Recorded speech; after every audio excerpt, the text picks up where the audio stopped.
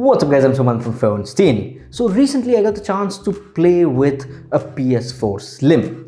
Now I have been a person who's been on the hunt to get a PS5, and as of right now I've mostly given up on it, and I only wanted PlayStation 5 to play Spider-Man and God of War. Now with the God of War on PC, I've stopped that search. But I'm pretty sure there are many people out there who are still searching for a PlayStation 5. And with my time, spending an entire day with a PlayStation 4 Slim, I thought about one thing. For those who are searching for a PS5, or for those who are searching for a console in general, should you consider buying a PlayStation 4 in 2022? Now I do have a positive answer for that, and I'll explain why. So without wasting any precious time, let us begin. Now before starting this video, I just want to tell that if you're a tech nerd, a person who's too much into resolution, wants the highest frame rate, the best SSDs in their consoles, then I think you should definitely wait and somehow buy the PlayStation 5. But for those who want a really good gaming experience, who just want to sit down, spend some free time gaming, then definitely go ahead and watch this video. Now I'll be talking about three major things, three things that I think are important in making this purchase decision. And the first one is the collection of games. Yes, the PlayStation 4 has a huge game library. So as of now, the PlayStation 4 has 3,370 games compared to the 465 games on the PlayStation 5. Now I'm not telling the PlayStation 5 won't get so many games, but this is just a 1.5-year-old, if I'm not wrong, gaming console, and it's starting to mature, so more games will come. But the PlayStation 4 has already been out for say 9 years. It's going to be 9 years since the PlayStation 4 launched, and the collection of games is huge. You have games in various genres, various storylines, different gameplay experiences. So you're definitely not going to run out of any games. So used PlayStation 4 games are cheap when compared to PlayStation 5 games, and they are much easier to get your hands on. So when you consider all that, I think this is definitely a great deal. If you're someone who plays games a lot, finishes games quickly, switches to new games, very frequently, then I think this huge collection of games of the PS4 should be one major point you should take note of. The second thing is going to be the gaming experience. Now I know when compared to the PlayStation 5, the PS4 doesn't have 4K gaming or 8K gaming or high frame rate gaming. But in my experience using the PlayStation 4 Slim, so that's a console which supports only 1080p, and I have a 4K TV. I mean, of course, it's not the super high-end one, but this is a basic 4K TV, and with that, the gaming experience was amazing. Now I know it's not going to be super sharp, super crisp, super detailed, but when you're sitting like 10-12 feet away from your TV, then you actually don't notice it. And if you're someone who's really into the game and you're enjoying the gameplay, then you are definitely going to be noticing only how good the game is rather than pixel peeping on it. And truth be told, at least in India, not everyone has these high frame rate supported TVs like the LG C1, which costs way above 1.5 lakhs.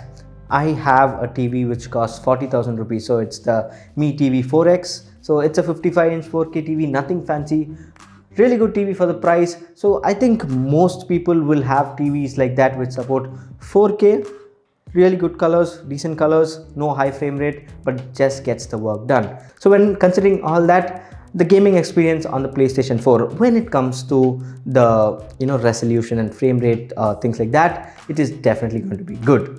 Now the PlayStation 4 Pro, so the PS4 Pro supports native 4K. So if you're getting that, then that might be a kind of a good advantage, and there are games that support 4K natively on the PS4 Pro, so that might come in handy. So on the topic of gaming experience, let's talk about the DualShock controller on the PlayStation 4. And I think even to date, this is a really nice one.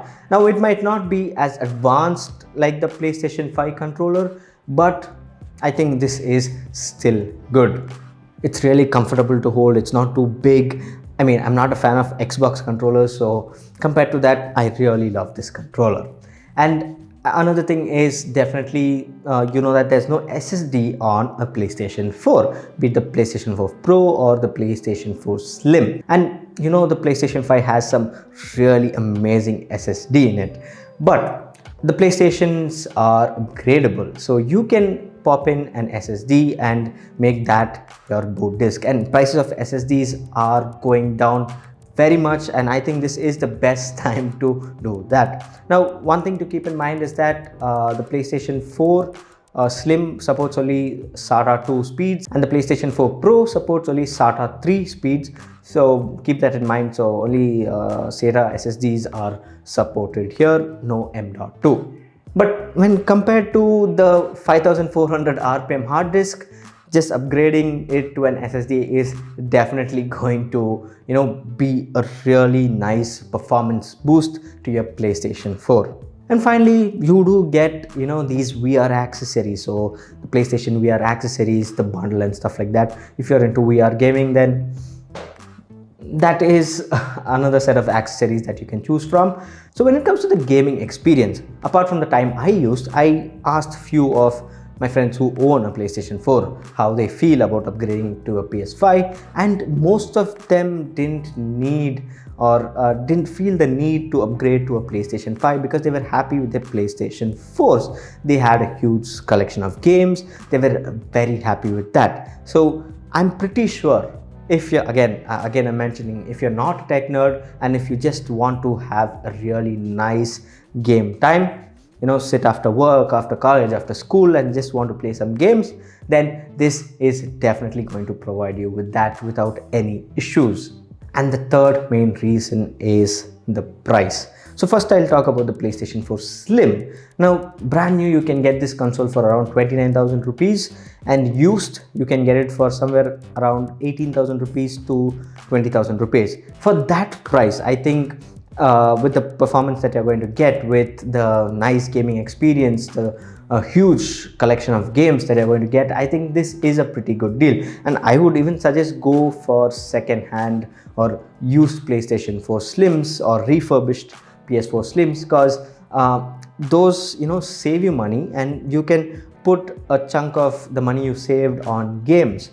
So basically it's not going to make any difference in terms of performance, like if you buy a new one or a refurbished one. So I would suggest that. Now, if you're going the PlayStation 4 Pro route, I would highly recommend you to buy a second-hand / used PS4 Pro, because that makes more sense. Because a new one again costs around 39,000, and if you're lucky enough, you can grab a PlayStation 5 digital edition for the same price, which is a huge upgrade, and it's useless to go ahead and buy a PlayStation 4 Pro. I mean, I'm not telling the PlayStation 4 Pro is a bad console or anything, but for the same price, when you're getting a PlayStation 5, there's no point in getting a PlayStation 4 Pro. So with that said, here is a quick conclusion. So if you're not a tech nerd and you just want an amazing time with your console, like you just want to sit back, relax, game, then the PlayStation 4 is definitely a console you should consider. And I would say go with the PlayStation 4 Slim. And if you're going with a used one, then it makes much more sense. You can save some money.